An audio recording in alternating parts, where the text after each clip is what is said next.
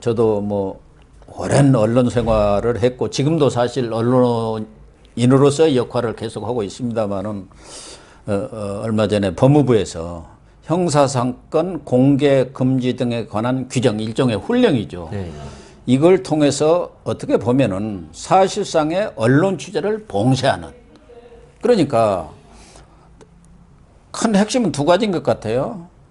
하나는 사건을 수사하는 검사라든가 수사관들 그런 관계인들이 언론하고 접촉을 절대 하지 마라.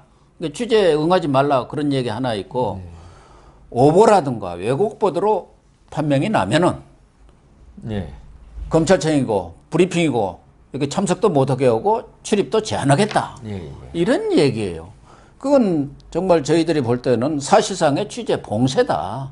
언론에 대한 통제다. 이렇게밖에 볼 수가 없어서 저도 좀 뭐 이건 말도 안 되는 소리라 하고 시대착오적인 발상이다 이런 생각도 하지만 지금 뭐 현직에 있는 언론인들 또 언론 학자들도 아니 촛불 정권에서 이게 무슨 소리냐. 심지어 민변도 지금 반대했습니다. 예.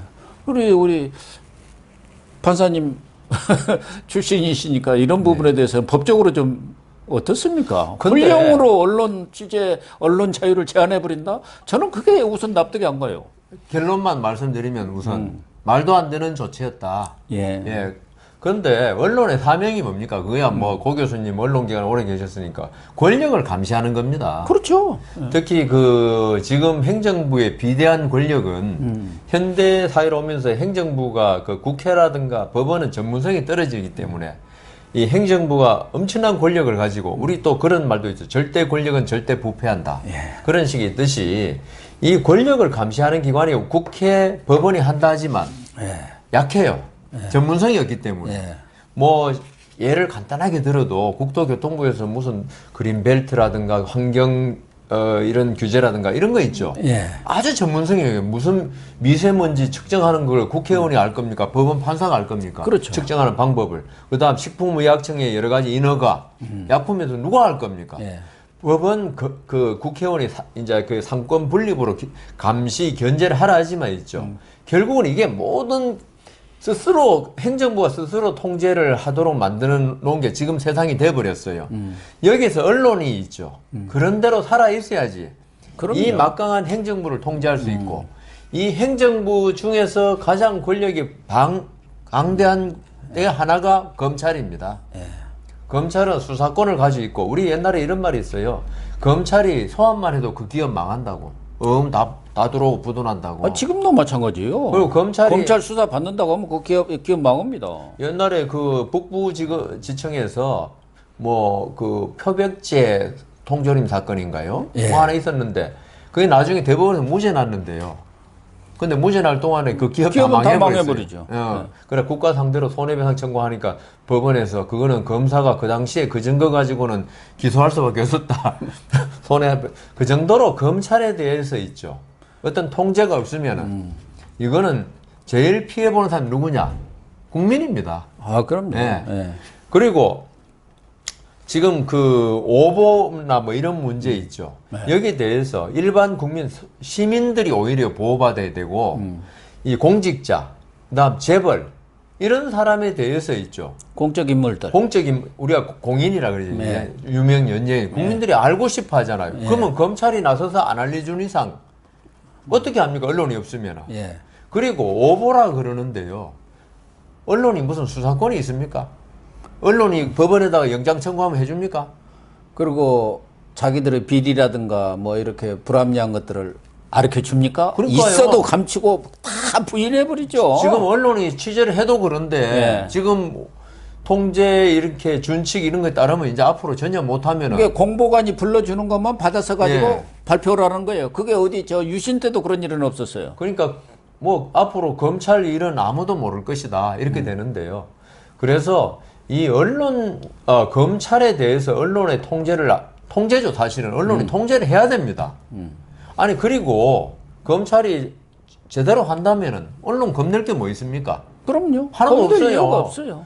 그리고 그래서 이 오보를 낸 사람에 대해 언론에 대해 취재를 금지하겠다는 거 오보라는 게 있죠. 저는 그렇게 생각합니다. 아주 악의적으로 근거도 없이 지금 유모 이사장처럼 뭐 유시민. 예, 유시민 해도 됩니까? 아이고 뭐 다 드러난 거. 그것처럼 내사를 했다든가 뭐 이런 여러 가지 지금 말도 안 되는 주장을 하는 그런 이건 악의적이에요. 내가 볼 때는. 예. 어떤 검찰 윤석열의 조국 수사에 대한 신뢰성을 깎아내리기 위해서 이런 거는 진짜 통제가 돼야 됩니다. 그러니까 두 가지 요건이 필요하다는 거죠. 그 악의적이어야 되고 그다음 근거가 없어야 한다. 이건 법원에서도 마찬가지로 뭐 정정 보도 이런 거 그 재판할 때 그게 꼭 필요합니다. 설사 나중에 그게 오보로 밝혀졌더라도 그 당시에 충분히 그러리라고 의혹이 갈 만한 사정이 있었고 근거가 있었다. 그리고 그 기자가 그 어떤 언론의 사명에 입각해서 그 보도를 했다. 예. 이거는 통제되어서는 안 되죠. 그럼요. 그리고 그런 거야말로 빈대 한 마리 잡겠다고 초과상관 태운다는 말이 적확하게 들어맞는 지금 법무부의 조치다. 그래서 이렇게 되면 제일 좋아할 사람이 누굽니까? 지금 법무부 말대로 하면은 아까 말씀드린 대로 법무부 공무원 그다음 검찰 검사입니다. 또 권력도 좋아해요. 권력 좋아하겠죠. 말 잘 듣는 게 만드는 권력도. 아니 뭐 자기들 권력 비리 같은 것은 일체 공개가 안 되고 수사가 어떻게 되는지 깜깜이니까 요새 조국 수사 같은 것도 저희들끼리 쓱 해서 언론 통제가 돼버리면은 싹 이렇게 덮어버려도 알 길이 없잖아요. 쉽게 말해서 박종철 군 사망 사건도 네, 언론이 밝힌 겁니다. 이번 조국 사건도 마찬가지죠. 그렇죠. 그러니까 그때 만일에 언론이 없었다면은 박종철 군은 영원히 그렇죠. 그 밝혀지지 않은 채 지하에서 아주 통곡하고 있을 거다. 탁친이 억하고 죽은 걸로 끝난 거예요. 끝나버리죠. 언론이 그러니까 그만치 중요한 거거든요. 특히나 우리나라를 아직 선진국이라 하기에는 저는 아직 좀 모자란다. 중진국 이제 위에 그다음 선진국으로 진입하려는 단계인데 이런 나라일수록 권력의 횡포가 심하거든요. 특히 검찰권의 횡포. 예. 이거에 지금 검찰 아까 저 법무부 안대로 한다면은 가장 검찰이나에서 핍박을 받을 수 있는 확률이 많고 장관이나 그 정권의 담당자는 검찰에 핍박 안 받습니다. 그렇죠. 받는다면 중소기업인 그다음 서민들이죠. 그 20년인가 그 억지로 산 사람 있잖아요. 이춘재 사건. 예. 지금 재심 갖다 청구하고 고문해가지고 이렇게 하는 사람 다 서민들이요. 아니 장차관하고 청와대 수석이 뭐 그렇습니까? 제가 아는 중앙지법 있을 때 제가 그 형사부장 할 때 그 목수예요, 목수. 근데 그 당시에 70년대에 일본 가면 월급 많이 받는다 그러니까 일본 갔다 오면서 일본에서 조총련 사람을 잠시 만났는데 김해공항에 내리자마자 보안부대에서 고문하고 서울에 와가지고 서빙고에도 고문하고 해가지고 기소돼가 징역 10몇 년인가 받아가지고 몇 년 살고 이제 가석방 나왔는데 제가 이제 재심에서 무죄 선고를 했었거든요. 이제 이게 그런 게 언론이 아니면요 그런 사람 영원히 안 밝혀져요. 그래서 그 법무부가 왜 이런 조치를 했다고 보세요?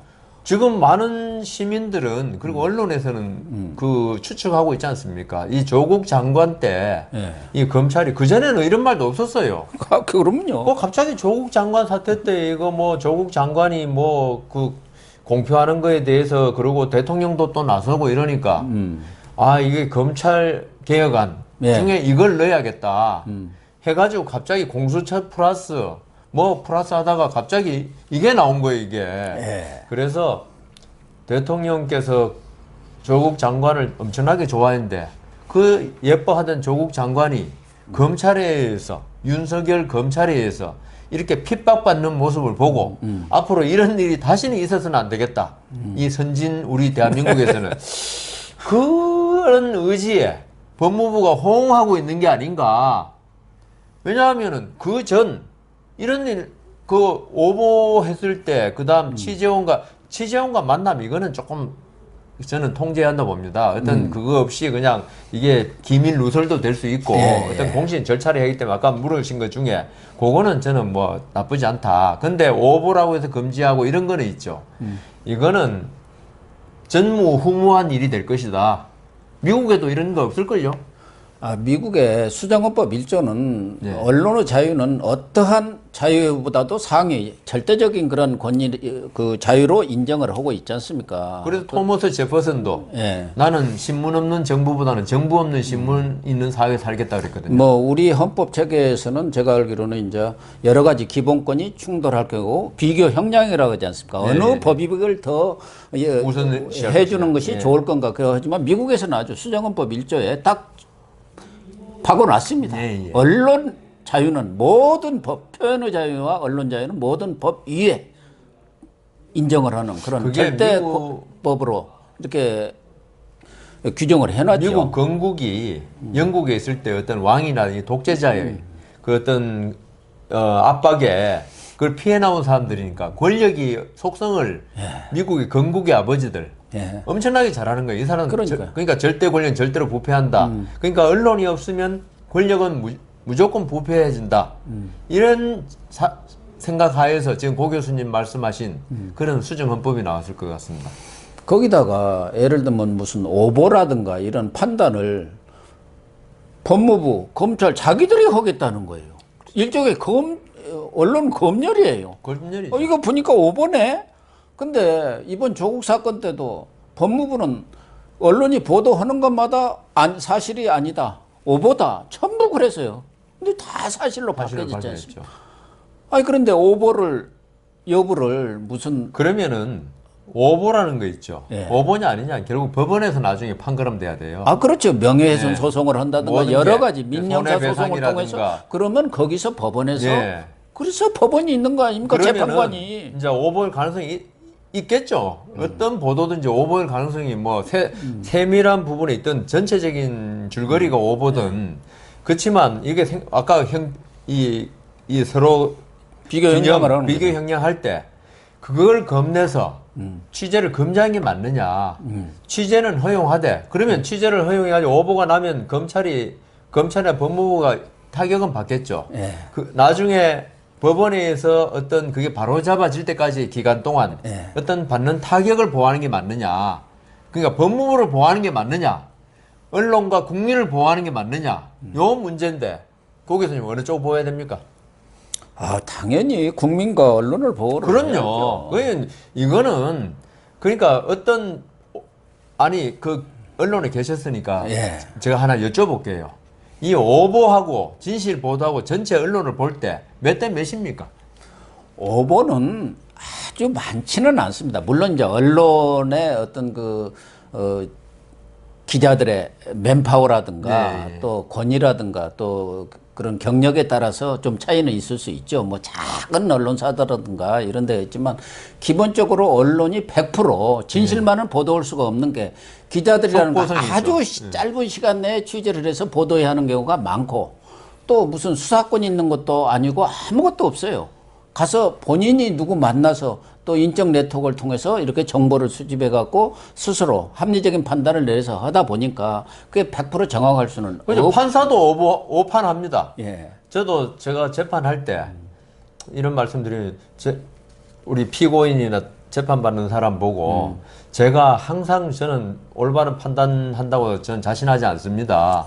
그렇지만 제가 양심을 걸고 제가 지금 가진 증거 하에서 판단할 테니까 제가 내린 판단에서 불복이 있으면 항소해가 다시 한번 받아보시라고 꼭 그 말씀을 해드립니다. 특히 많이 다투는 사건.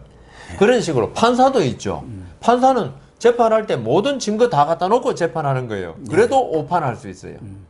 그래서 아까 우리 이춘재 사건인가 그거 네. 이야기했잖아요. 지금 미국에 있죠. 한 해에 사형수 중에 40 몇 명인가가 지금 DNA 검사로 예. 사형 선고까지 받아 풀려나고 있어요. 미국의 판사는 대한민국 판사보다 재판을 더 신중하게 합니다. 우리는 사건이 워낙 많고 판사 수는 한정돼서 그런데 거기도 오판이 있잖아요. 그러면 이게 그 검찰이 법무부가 오보라고 판단한다는 거, 그 판단 자체가 잘못될 수 있어요. 좀 그렇죠. 전에 조국 장관 때 이야기했잖아요. 아니라고 했던 것마다 나중에 사실로 다 밝혀졌다고. 그러니까 제 생각에는 법무부는 자기가 권력기관이라는 거, 언론은 권력기관 아닙니다. 권력을 감시하기 때문에 그렇죠. 국민들이 권한을 준 거지, 권위를 준 거지. 무슨 권한을 준 것도 그러니까요. 아니에요. 그런 역할을 하도록 사회적인 합의가 이루어진 거죠. 예, 사회적인 헌법에 의해서. 예. 그러니까 이 법무부는 있죠. 그런 마인드를 가지고 우리가 그런 통제를 받고 그 설사 좀 억울한 면이 있더라도 우리가 권한이 워낙 막강하기 때문에 예. 이런 게 그 언론의 통제를 받는다, 언론의 감시를 받는다고 생각해야지. 언론이 우리 신기를 건드리니까 이거 건방진 놈들 우리가 얼마나 센지를 모르고 본때를 보여주자. 본때를 보여주겠다. 이거는 있죠. 예. 예, 우리 문재인 대통령이 좋은 말씀하셨잖아요. 권력의 위임을 받은 검찰이 한데 저는 그거는 잘못된 말이라고 그랬어요. 왜냐하면 검찰의 판단은 있죠. 국민의 어떤 뜻에 하는 게 아닙니다. 진실에 따라 하는 거지. 예. 법무부는 그렇지만 국민의 권력의 위임에 따라 해야 돼요.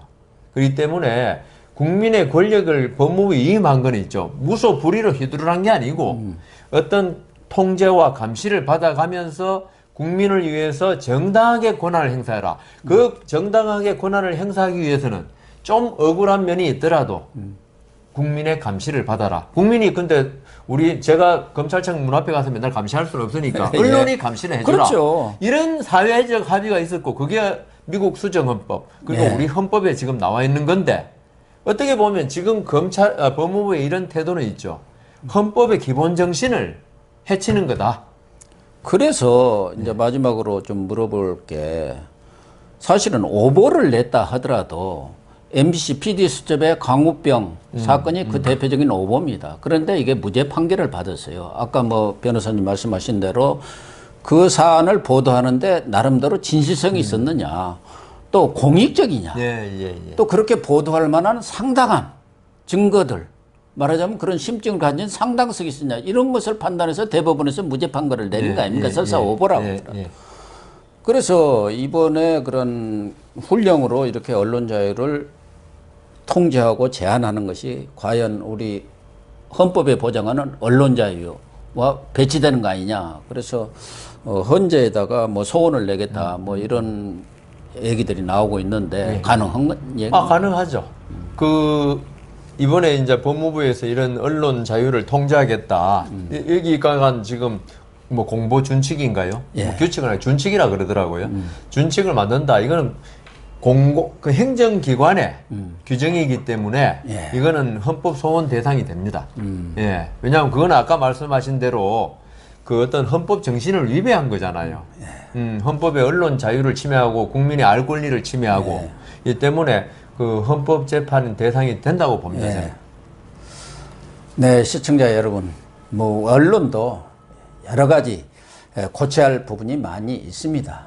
언론 개혁도 필요하죠. 그러나 언론의 자유는 모든 자유를 자유롭게 한다는 말이 있는 것처럼 민주주의를 지키는 아주 기둥이고 근간입니다. 그렇기 때문에 정부로 또는 법무부가 일방적인 판단으로 언론의 자유, 국민의 알 권리까지 그렇게 제한하고 통제하려는 것은 민주주의 국가에서는 있을 수가 없는 것입니다. 독재국가, 공산주의 국가에서나 있을 수 있는 일이 지금 촛불혁명으로 만들어졌다는 문재인 정권에서 이런 행태가 일어나는 일에 대해서 정말 개탄하지 않을 수 없습니다. 오늘 방송 마치도록 하겠습니다. 감사합니다.